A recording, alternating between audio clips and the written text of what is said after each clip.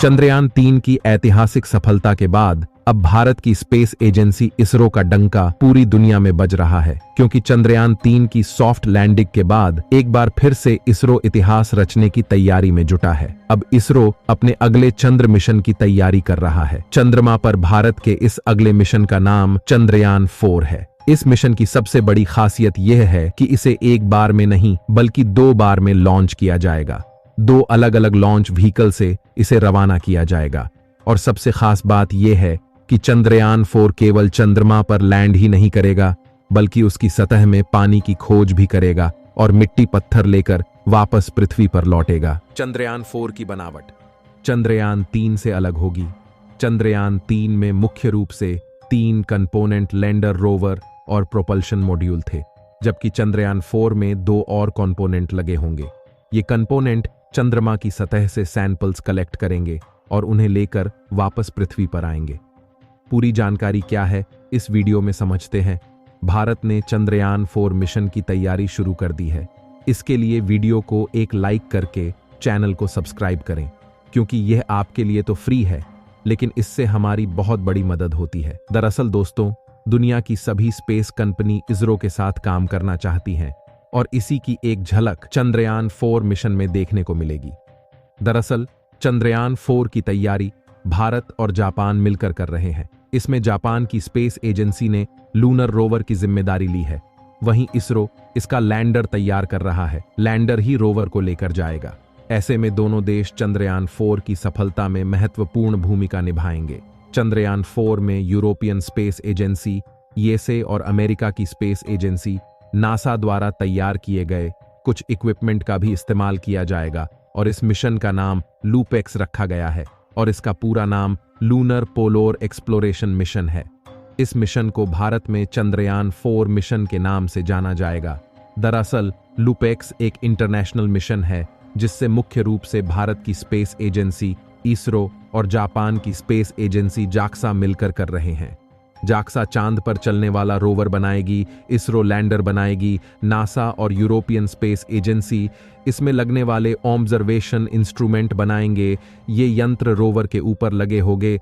सभी स्पेस एजेंसियों के साथ इसरो की डील फाइनल हो चुकी है और चारों स्पेस एजेंसियां तेजी से चंद्रयान-4 मिशन की तैयारी में जुट गई हैं। अब आप खुद से सोच सकते हैं, जब दुनिया की सबसे बड़ी स्पेस एजेंसियां एक साथ किसी मिशन में लग जाएं, तो वो मिशन कितना बड़ा होगा और उसकी खोजें पूरी दुनिया में क्या छाप छोड़ेगी। चंद्रयान-4 मिशन चांद के दक्षिणी ध्रुव पर अंधेरे में लैंडर रोवर उतारा जाएगा, लेकिन चंद्रयान-4 के लैंडर और रोवर चंद्रयान-3 से बेहद एडवांस होंगे। यह चांद पर ऐसी खोज करेंगे जिससे पूरी दुनिया आश्चर्यचकित हो जाएगी। चंद्रयान-4 को दक्षिणी ध्रुव के ऐसे इलाके में उतारा जाएगा जहां कभी सूरज निकलता ही नहीं है, और इस बार यह मिशन 14 दिन तक नहीं बल्कि 3 महीनों तक चलने वाला है, जिसमें चांद के इतिहास से लेकर वर्तमान के बारे में सब कुछ पता लगाने का प्रयास होगा। इस मिशन के रोवर के अंदर ऐसे यंत्र लगाए जा रहे हैं जिसके माध्यम से चंद्रयान-4 का रोवर चांद की सतह पर लगभग 4 फुट 11 इंच गहरा एक गड्ढा खोद देगा, जिससे पता लगाया जा सके कि चांद की जमीन के नीचे क्या क्या मौजूद है। इसके अलावा यह चांद की सतह के घूर्णन के बारे में भी पता लगाएगा। साथ ही इस गड्ढे की मिट्टी को पृथ्वी पर लाया जाएगा, यानी कि जैसे चंद्रयान-3 के लैंडर को पृथ्वी पर लाने का कोई प्लान नहीं था, और जब तक इसने काम किया तब तक इसरो को डेटा भेजा और उसके बाद चांद की सतह पर ही डीएक्टिवेट हो गया। लेकिन चंद्रयान-4 मिशन में ऐसा बिल्कुल नहीं होगा। चंद्रयान-4 मिशन चंद्रयान-3 मिशन से काफी ज्यादा एडवांस होने वाला है। लैंडर अपना प्रयोग करने के बाद चांद की सतह से वापस उड़ेगा और पृथ्वी पर वापस आएगा। इसकी एक झलक हमें चंद्रयान-3 में भी देखने को मिली थी, जब इसरो ने चांद की सतह से लैंडर को उड़ाया और उसकी जगह को बदलकर दूसरी जगह लैंड कराया। दरअसल यह प्रयोग चंद्रयान-4 मिशन के लिए किया गया था, यानी इस बार चंद्रयान-4 चांद पर जाएगा भी और वहां से बहुत सारे सैंपल लेकर वापस पृथ्वी पर आएगा भी। चंद्रयान-4 मिशन का लैंडर इसरो को बनाना है, इसलिए इसरो ने यह प्रयोग किया था। और चंद्रयान-4 का रोवर जो जापान की एजेंसी जैक्सा बना रही है, यह भी बहुत ही एडवांस होगा। यह चांद पर 4 फीट गहरा गड्ढा खोदने के साथ साथ चांद की रातों में भी काम करने के लिए बनाया जा रहा है। जैसा कि आपको पता होगा, चंद्रयान-3 मिशन चांद के दक्षिणी ध्रुव पर नहीं बल्कि दक्षिणी ध्रुव के सबसे करीब 600 किलोमीटर दूर एक ही स्थान पर उतरा था और इसकी सबसे बड़ी वजह थी रोवर और लैंडर का सूर्य की रोशनी से काम करना। जबकि जापान के द्वारा चंद्रयान 4 मिशन के रोवर को इस प्रकार डिजाइन किया जा रहा है कि यह आसानी से सूर्य की रोशनी के बिना भी वर्क कर सके। इसके लिए रडार के अंदर परमाणु ऊर्जा या फिर पोलोनियम का उपयोग किया जाएगा। इसलिए इस बार चंद्रयान 4 की लैंडिंग चांद के दक्षिणी ध्रुव के पास नहीं, बल्कि खूब अंधेरे वाले दक्षिणी ध्रुव पर होगी।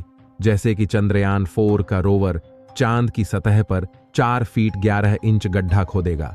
गड्ढा खोदने से पहले रोवर चांद की मिट्टी पर पानी की खोज करेगा और इस कार्य को करने के लिए रोवर लेजर तकनीक का उपयोग करेगा। लेजर को जब सतह के अंदर पानी की मौजूदगी दिखाई देगी, तब वह लेजर के द्वारा मिट्टी के सैंपल लेगा। उसके बाद वह अपने अंदर लगे एक इक्विपमेंट में मिट्टी को डालकर उस मिट्टी की जांच करेगा और इससे यह पता चलेगा कि चांद की जमीन में पानी मौजूद है या नहीं। इसके साथ ही चंद्रयान 4 मिशन के रोवर में ग्राउंड पेनिट्रेटिंग रडार का उपयोग किया जाएगा, जिससे यह चांद की सतह पर बिना गड्ढा खोदे 1.5 मीटर अंदर तक यह पता लगा लेगा कि चांद की मिट्टी में कौन कौन से एलिमेंट मौजूद है। जैसा कि चंद्रयान 3 मिशन का रोवर लैंडर से 500 मीटर दूर तक ही जा सकता था, लेकिन इस बार चंद्रयान 4 के रोवर को इस तरह से डिजाइन किया जा रहा है कि वह लैंडर से 15-20 किलोमीटर दूर तक आसानी से जा सके। और इस बार इसे ऐसा बनाया गया है कि चांद की रातों में रोवर को स्लीप मोड में डालने की जरूरत नहीं पड़ेगी, क्योंकि इस बार चंद्रयान 4 का रोवर दिन हो या रात काम करेगा और उसका डेटा पृथ्वी पर भेजेगा। चंद्रयान 4 को पहले स्टेज में धरती से लॉन्च किया जाएगा। इसके बाद यह चांद पर लैंड करेगा।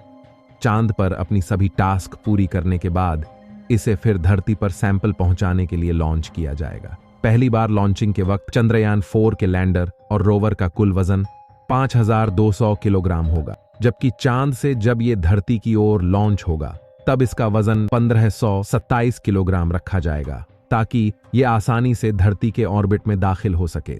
इसके साथ ही पेलोड का वजन 350 किलो होगा। लुपेक्स मिशन यानी कि चंद्रयान 4 के मिशन को लेकर चारों देश भारत, जापान, अमेरिका और यूरोप के साइंटिस्ट काफी तेजी से काम करने में जुटे हुए हैं। पिछले साल अप्रैल में जापान डेलीगेशन भारत आया था। डेलीगेशन कमीशन ने चंद्रमा पर लैंडिंग साइट के बारे में इसरो से बातचीत की और आइडियाज एक दूसरे से शेयर किए गए थे।